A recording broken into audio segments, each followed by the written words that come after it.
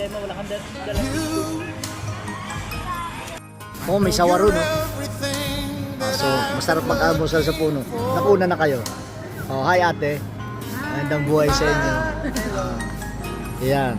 Kain lang.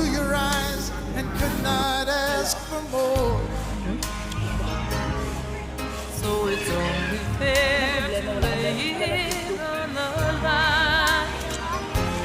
Hold on, I'm gonna need a little time. Tulong sa'yo. Sabi mo, ayaw mo lang ganyan kadalawa If I ever